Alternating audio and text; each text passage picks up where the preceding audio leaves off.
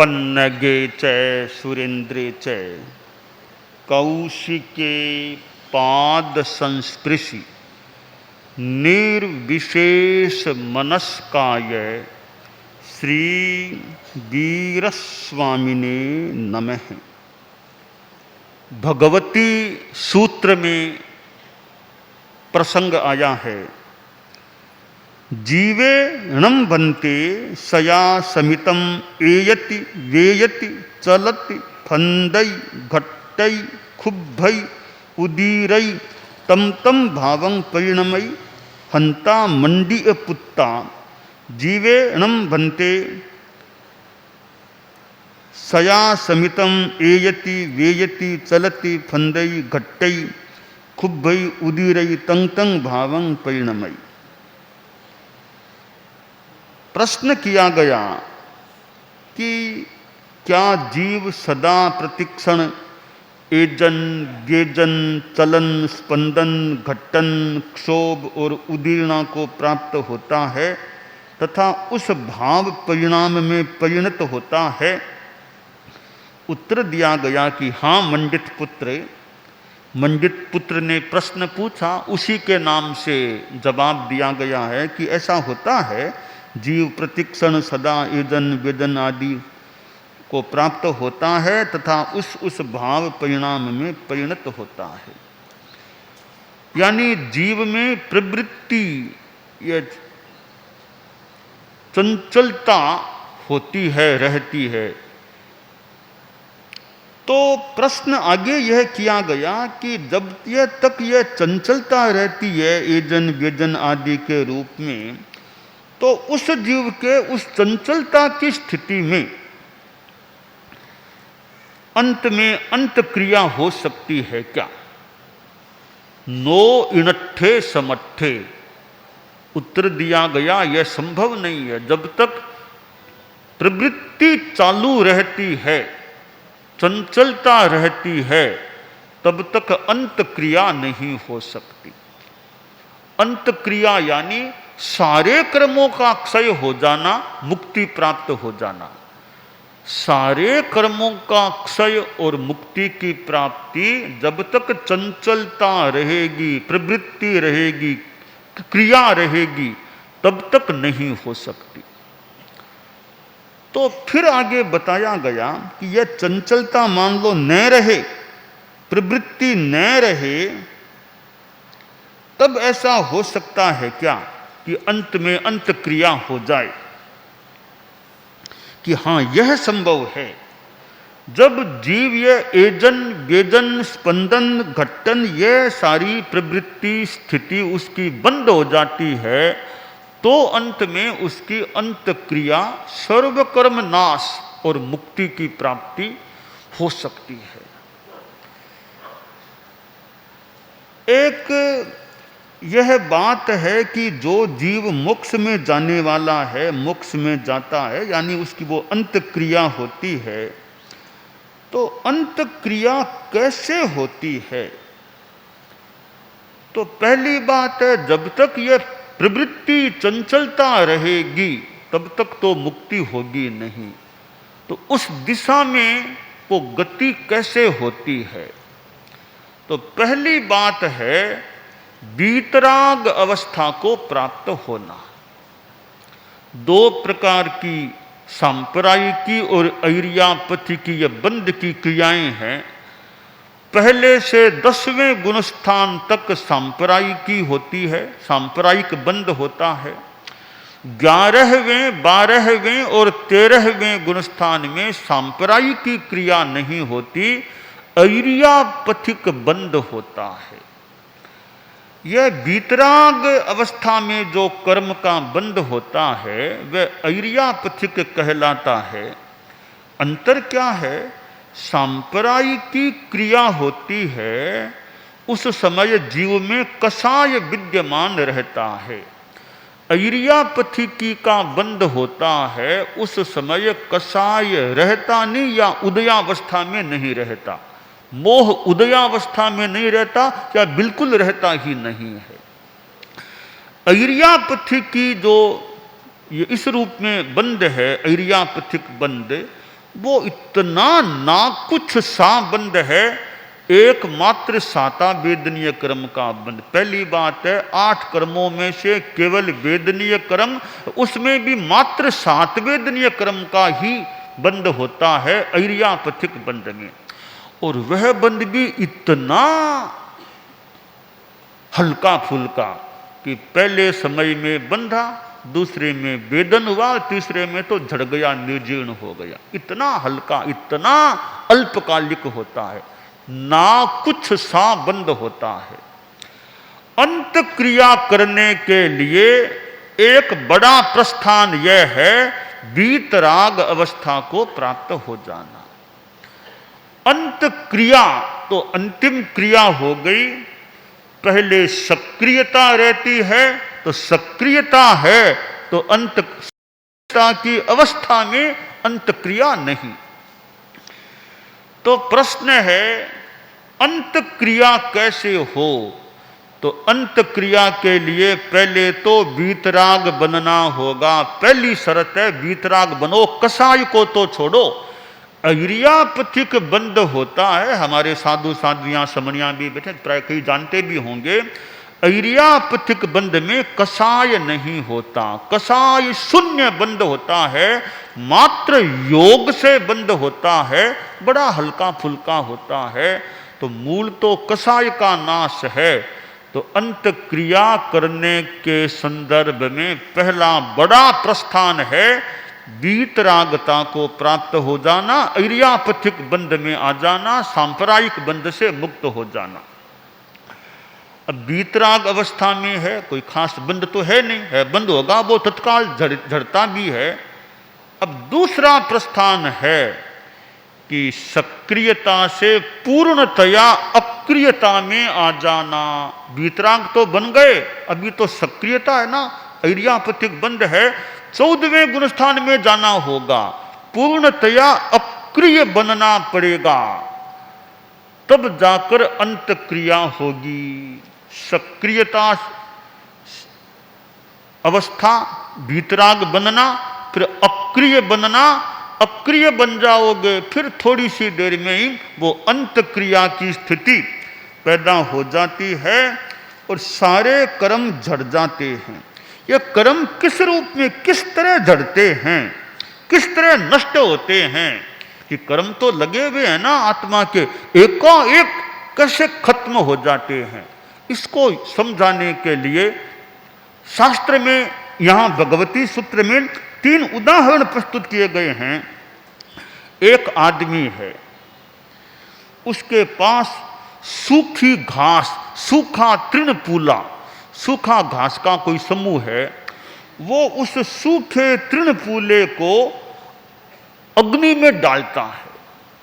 अब अग्नि में डालता है तो वह प्रक्षिप्त तृणपूला उसको नष्ट होते कितना समय लगता है? फट, शीघ्र ही वह नष्ट हो जाता है। इसी तरह यह अक्रिया की स्थिति आती है, फिर शेष जो 4 कर्म हैं वो मानो उसी तरह जल्दी नष्ट हो जाते हैं जैसे अग्नि में डाला हुआ वो तृणपूल नष्ट हो जाता है। अब दूसरी बात देखिए, एक तवा है, गरम गरम तवा, तवे पर जैसे रोटी आदि जो भी, तो गरम गरम तवा है, तो तवे पर कोई एक बूंद पानी की, गरम गरम तवा, एक बूंद पानी की डालो, उसको नष्ट होते कितना समय लगेगा? फट नष्ट हो जाता है। तो जैसे तवे पर जलबिंदु नष्ट हो जाता है, तत्काल नष्ट हो जाता है, वैसे ये अक्रिया की स्थिति आ जाती है ना, फिर यह 4 कर्म फट जल्दी सी नष्ट हो जाते हैं। अब तीसरा उदाहरण है, शास्त्र भगवती सूत्र में दिया गया है, उसका सारांश यह है, कोई नद है, जल से भरा हुआ नद है, बहुत पानी से भरा हुआ, उसमें कोई आदमी सैकड़ों छिद्रों वाली नौका को डालता है, तो वो नौका क्या पानी से नहीं भरेगी? भर जाएगी। सैकड़ों छिद्रों वाली नौका को पानी में डाला है, वो नौका पानी से जलाकार हो जाएगी, भर जाएगी, हो गई। अब कोई आदमी तरीके से उस नौका के छिद्रों को तो बंद करता है और पानी को सारा उलीस देता है, बाहर निकाल देता है। अब वो नौका पहले पानी में चली गई थी, क्या वो नौका ऊपर नहीं आ जाएगी? बहुत जल्दी जो ही छिद्र रुके, पानी उलीचा गया और वो नौका ऊपर आ जाती है। इसी प्रकार हमारी आत्मा एक तरह की मान लो नौका है, उसके सारे आश्रव, पांचों आश्रव बंद हो गए और ये कर्म भी निर्जीर्ण हो जाएंगे।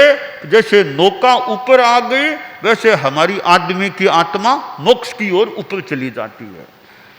तो यह अक्रिया की स्थिति आती है, योग निरोध होता है। उस अवस्था में फिर जल्दी ही अंत क्रिया होती है, चारों शेष रहे हुए अघाती कर्मों का भी नाश हो जाता है और फिर आत्मा मोक्ष ऊपर चली जाती है।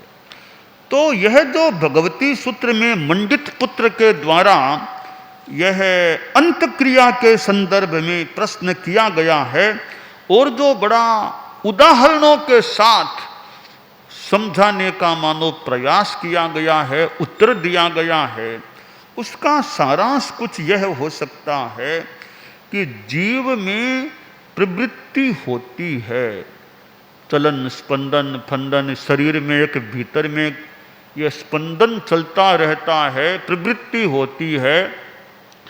और जब यह प्रवृत्ति बंद होती है, निवृत्ति आती है, अक्रिया की स्थिति आती है, पहले तो वीतराग बनना पड़ेगा। और मैं यह भी जोड़ दूं, आसातना न हो कोई बात की, पहले साधु बनना पड़ेगा, वीतराग भी बाद में बनेंगे। पहले तो सातवां गुणस्थान आना पड़ेगा, वीतराग का तो थोड़ी दूर है, पहले साधु बनना पड़ेगा। और जोड़ दें, सम्यक्त्वी बनना पड़ेगा अंत क्रिया करने के लिए। सीधा ही वीतराग, पहले सम्यक्त्व भी आना अपेक्षित है, सम्यक्त्व आए बिना कोई वीतराग नहीं बन पाएगा, साधुपना आए बिना कोई वीतराग नहीं बन पाएगा। तो सम्यक्त्व, साधुपना, वीतरागता, फिर आगे अक्रिया 14वें गुणस्थान वाली, उसमें 14वें गुणस्थान में अक्रिया है, फिर अंत में वो सर्व कर्म नाश, यानी चार शेष रहे घाती कर्मों का नाश होता है, मोक्ष की प्राप्ति हो जाती है, अंत क्रिया संपन्न हो जाती है। तो यह अंत क्रिया का प्रसंग भगवती सूत्र में जो हमें प्राप्त होता है, वो एक साधना का मानो चरम लक्ष्य प्राप्ति का एक प्रकल्प है, बात है, प्रस्तुतिकरण है कि साधना का अंतिम जो लक्ष्य है वो प्राप्त हो। और वो प्राप्त तभी होता है जब अंतक्रिया होती है। तो अंतक्रिया के लिए साधना की आवश्यकता होती है। ये जो उदाहरण भगवती सूत्र में बताए गए हैं कि कैसे वो घास का पूला अग्नि में डाला जाता है, नष्ट हो जाता है, तो वो अक्रिया की जो स्थिति है, मानो कि वो कोई आग है, उसमें ये कर्मों का सारा नाश हो जाता है। और जैसे तवा है, ये अक्रिया की स्थिति, साधना की स्थिति मानो गरम गरम तवे के समान है, और उसमें ये सारे शेष रहे कर्म भी नष्ट हो जाते हैं, वे बूंद के समान है, नष्ट हो जाते हैं। और जो ये नाव है, उसमें जो छिद्र हैं, छिद्र ज्यों ही बंद होते हैं, हमारी आत्मा को नाव मान लें, पांचों आश्रव बंद हुए, योग आश्रव 14वें गुणस्थान में योग आश्रव भी नहीं रहता, योग आश्रव भी बंद होता है, शेष 4 आश्रव पहले ही बंद हो जाते हैं, पांचों आश्रव बंद होते हैं। उस अनाश्रव की स्थिति में ये 4 अघाती क्रम भी उलीचित हो जाते हैं, और वो नौका जैसे पानी में ऊपर आ जाती है, वैसे ही आत्मा मानो ऊपर चली जाती है। तो भगवती सूत्र में मंडित पुत्र ने जो प्रश्न किया और जो उसको उत्तर दिया गया, यह प्रश्न तो किसी साधु ने किया होगा, जो भी आगम की व्यवस्था है, उत्तर दिया गया है। वो प्रश्न तो मंडित पुत्र ने किया होगा, उत्तर मंडित पुत्र को आगम की व्यवस्था में मिला होगा। आज हम कितनों को उत्तर मिल जाता है, मानो हम भी वर्तमान में मानो मंडित पुत्र के रूप में हैं और हमें वो मानो उत्तर मिल रहे हैं। तो परम प्रभु भगवान महावीर जो 2500 वर्ष से कुछ अधिक समय पहले विराजमान थे, विहरमान थे, और कितने हमें उत्तर और समाधान आगम वांग्मय में प्राप्त हो रहे हैं। आज जो बड़ी दीक्षा हुई है, 3 साध्वियाँ हैं, इधर हमारे आगम मुनि हैं, तो नाम भी आगम है, और हमारे पास यह भगवती सूत्र का आगम है। इसका तो स्वाध्याय करने में अभी देरी है। भगवती सूत्र का विधिवत पारायण करने के लिए कई वर्षों की अभी तो देरी है। पर 10वें आलियम आदि आगम है, वे तो अधीत हो सकते हैं। तीनों साध्वियाँ हैं, तो 10वें आलियम तो शुरू वैसे शुभारंभ हो ही गया। आगम मुनि भी 10वें आलियम का शुभारंभ करके बोलो धम्मो मंगल मुक्तिठम अहिंसा संजमो तवो देवावितं नमंसन्ति जस्य धम्मे सयामनो। यह पहला श्लोक है 10 का। इस क्रम से धीरे धीरे आगे सीखने का प्रयास हो, अर्थ भी समझने का हो। साधियों ने भी 10वीं आलिम शुरू किया है, वो अधीत हो जाए, कंठस्थ हो जाए, अर्थ ग्रहण हो जाए, और भी फिर आगे क्रम से अध्ययन का क्रम चले। तो यह अंत क्रिया है, वो अभी मानो दूर है। अंत क्रिया से पहले सक्रिया सत्क्रिया हो, पहले सत्क्रिया करनी होगी, यानी अच्छी क्रिया। जयना से चलना, जयना से बोलना, जयना से खाना, जयना से बैठना, जयना से सोना, जयना आदि आदि है, वो सुक्रिया सत्क्रिया होगी। फिर करते करते वीतराग अवस्था कभी आए, फिर वो अक्रिया 14वां गुणस्थान आए, फिर वो अंत क्रिया होती है। तो आशा करें इस जन्म में तो यह अंत क्रिया होने वाली है नहीं, पर सुक्रिया सुक्रिया सुक्रिया करते रहें। अभी सुक्रिया, हाँ, अच्छी क्रिया करते रहें। संयम की संयम पूर्ण क्रिया है, वो सुक्रिया हो जाती है। तो अभी लक्ष्य रहे अक्रिया भी कुछ अंशों में भले हो। अयोग आश्रव की वानगी, अयोग आश्रव की वानगी यानी अयोग संबर की, अयोग संबर की योग आश्रव का निरोध, अयोग संबर की वानगी है। वो थोड़ी थोड़ी जितना निरोध करेंगे, जितना जैसे ध्यानावस्था में रहे, स्थिरता में रहे, तो वो कुछ अंशों में मानो अयोग संबर की थोड़ी थोड़ी आंशिक, बहुत आंशिक वानगी प्राप्त हो सकती है। पूर्णतया अयोग संबर की प्राप्ति इस जीवन में न भी मिले, पर उस दिशा में सुक्रिया करते करते अक्रिया की दिशा में भी कभी स्थित हो जाएं, और फिर वो अंत क्रिया की बात हो जाए। तो जैन शासन और वैष्णव शासन में यह छेदोपस्थापनीय चारित्र, यानी यह सामायिक चारित्र जो 7 दिन का है, वो एक प्राथमिक तुम्हारी स्थिति, प्राथमिक क्रम रह गया। अब आज तुम उससे ऊपर उठ गए हो। प्राथमिक जैसे मानो कि नर्सरी क्लास है, यूकेजी है, एलकेजी, जो छोटी छोटी क्लास है, उससे मानो अब पहली क्लास में आ गए हो। अब आज तुम नर्सरी कह दो, एलकेजी के युग, ऐसे पहली क्लास से पहले की जो भूमिकाएं हैं उनको पार करके ऐसा संभव हो सकता है। आज तुम पहली क्लास में आ गए हो। अब पहली क्लास है, यूँ तो कोई एकदम निर्धारण करना कठिन हो सकता है, पर एक तरह से सामायिक चारित्र को एलकेजी यूकेजी उस रूप में मान लें, नर्सरी मान लें। तो आज तुम्हें छेदोपस्थापनीय चारित्र का यह पहला मुहूर्त, तुम्हारा पहला मुहूर्त है। इस पहले मुहूर्त को पहली क्लास मान लें। अब आगे धीरे धीरे बढ़ना है। पहली क्लास को पार करके ज्ञान में, साधना में बढ़ते बढ़ते और खूब अच्छा विकास हो, और खूब अच्छा कसाई भी पतला रहे। विनय, विवेक, विद्या, विकास, सेवा की भावना, अच्छा जीवन, आत्मिक आनंद की अनुभूति, इन सब का अच्छा विकास होता रहे, और अपने जीवन में खूब संतोष रहे, शांति रहे।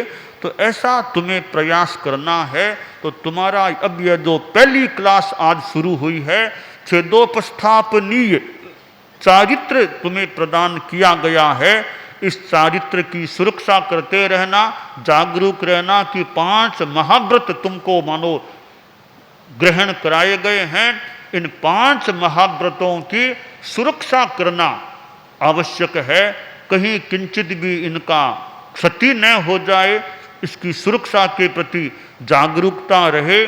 तो इन महाव्रतों की सुरक्षा बहुत बढ़िया हो, उसके लिए समितियों गुप्तियों की साधना, क्रिया, भाषा, ऐसना, आदान, निक्षेप, उत्सर्ग, मनोगुप्ति, वाग्गुप्ति, काय गुप्ति, 5 समितियां और 3 गुप्तियां, इनकी अच्छी साधना चले तो 5 महाव्रतों की सुरक्षा अच्छी रह सकती है।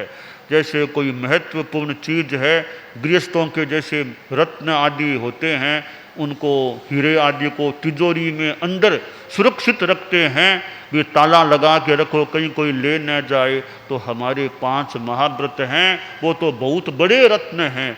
गृहस्थों के तो रत्न छोटे हैं, वो तो नष्ट हो सकने वाले हैं। हमारे 5 महाव्रत हैं, वो भी कभी न कभी तो जीवन के अंत के बाद मान लो छूट सकेंगे, पर जीवन भर ये सुरक्षित रहें। तो ये महाव्रत जीवन भर के लिए तुमको स्वीकार कराए गए हैं। तो 5 समितियां, 3 गुप्तियां, ये ऐसी चीजें तुम्हारे पास रहे जिनसे इन 5 महाव्रतों की अच्छी तरह सुरक्षा रहे, ये बिल्कुल सुरक्षित रहें। तो इसके प्रति जागरूकता, कहीं कोई दोष लग जाए तो प्रायश्चित का उपाय है। इधर प्रतिक्रमण भी है, प्रतिक्रमण और प्रायश्चित के द्वारा दोषों की शुद्धि का प्रयास भी किया जा सकता है। तो तुम बड़े भाग्यशाली हो, तुम्हें यह अध्यात्म का पथ मिला है, संयम का पथ मिला है। इस संयम के पथ पर आगे बढ़ते जाओ, आत्म कल्याण की दिशा में विकास करते जाओ।